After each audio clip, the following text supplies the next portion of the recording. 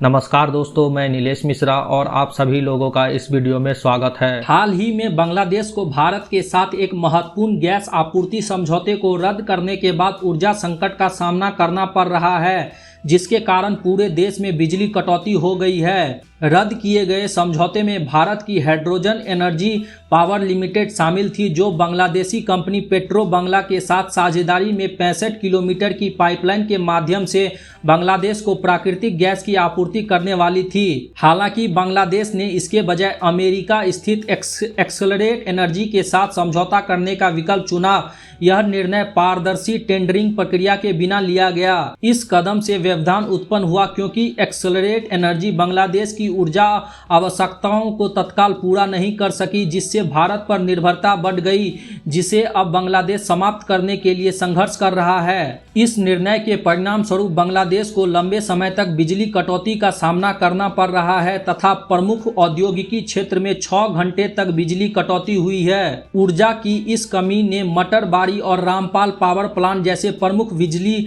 संयंत्रों को प्रभावित किया है, जिससे उन्हें कम क्षमता पर काम करने या पूरी तरह से बंद करने के लिए मजबूर होना पड़ा है। बांग्लादेश की कमजोरी को देखते हुए भारत सरकार ने भी बांग्लादेश को दी जाने वाली डीजल आपूर्ति स्थायी रूप से रोक दी है। इसके अतिरिक्त भुगतान संबंधी समस्याओं के कारण एक अन्य प्रमुख आपूर्तिकर्ता अडानी पावर ने बांग्लादेश को दी जाने वाली अपनी बिजली उत्पादन में 50% की कटौती कर दी है, जिससे ऊर्जा संकट और भी बढ़ गया है। इन घटनाक्रमों ने भारतीय ऊर्जा संसाधनों पर बांग्लादेश की निर्भरता को रेखांकित किया है। ऊर्जा आपूर्तिकर्ताओं में विविध लाने के अपने प्रयासों के बावजूद भारत के अस्थायी ठहराव से उत्पन्न ऊर्जा अंतर ने बांग्लादेश की ऊर्जा नीतियों के सामने आने वाली जोखिमों को उजागर कर दिया है। ऊर्जा संकट की वास्तविकता का सामना करते हुए बांग्लादेश ने भारत से त्रिपुरा से अतिरिक्त प्राकृतिक गैस आपूर्ति का अनुरोध किया है तथा अडानी पावर के साथ बकाया भुगतान का निपटान करने के लिए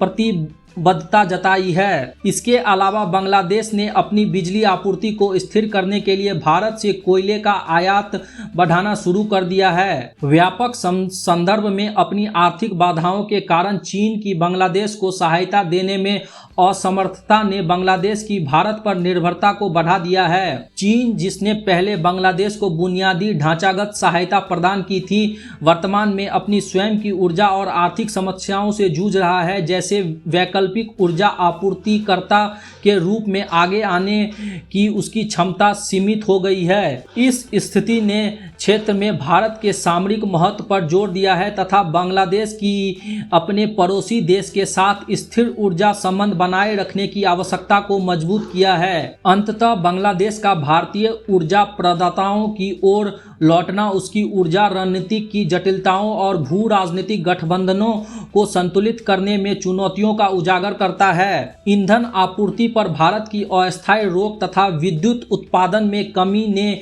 इन ऊर्जा संबंधों की महत्वपूर्ण प्रकृति की रणनीतिक याद दिला दी है। यह स्थिति दक्षिण एशिया में भारत की स्थिति को रेखांकित करती है, जो क्षेत्रीय ऊर्जा सुरक्षा और स्थिरता पर उसके प्रभाव को मजबूत करती है।